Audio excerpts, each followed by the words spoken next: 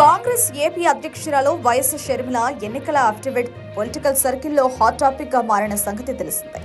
తన అన్న జగన్ దగ్గర 82,58,00,000, వదిన భారతి దగ్గర 19,56,000 అప్పుగా తీసుకున్నట్లు అఫిడవిట్ లో షర్మిల పేర్కొన్నారు. తాజాగా ఎన్నికల అఫిడవిట్ సమర్పించిన అప్పులపై వివరణ ఇచ్చే ప్రయత్నం చేశారు షర్మిల.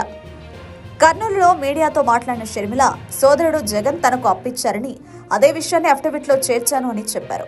ఈ సందర్భంగా పలు ఆసక్తికరమైన వ్యాఖ్యలు చేశారు.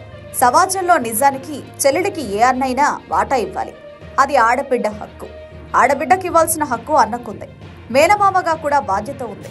తల్లి తర్వాత తల్లి స్థానంలో నిలబడేది మేనమామ కాబట్టి ఇది సహజంగా అందరూ పాటించే నియమం. కొందరు చెల్లెళ్లకు ఇవ్వాల్సిన ఆస్తి వాటాను తమ వాటాగా భావిస్తారు. తామేదో చెల్లెళ్ళకి గిఫ్ట్ గా ఇస్తున్నామని బిల్డప్ ఇస్తారు. ఇలాంటి వాళ్ళు సమాజంలో ఎక్కువ మంది ఉన్నారు. చెల్లెళ్లకు కొసరు ఇచ్చి అది కూడా అప్పిచ్చినట్లు చూపిస్తారు.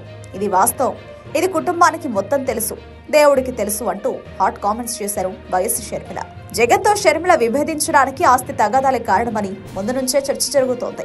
అయితే తాజాగా షర్మిల వ్యాఖ్యలతో అది స్పష్టమైంది.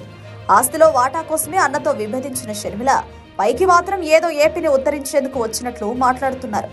కుటుంబ సమస్యను సామరస్యపూర్వకంగా పరిష్కరించుకోకుండా రాజకీయాలకు ముడిపెడుతూ జగన్ను, ఆయన కుటుంబాన్ని రోడ్డుపైకి లాగేందుకు ప్రయత్నిస్తున్నారు.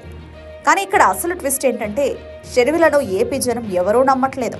అందుకే ఫ్రస్ట్రేషన్లో జగన్పై తీవ్ర స్థాయిలో విషం చిమ్ముతున్నారు షర్మిల.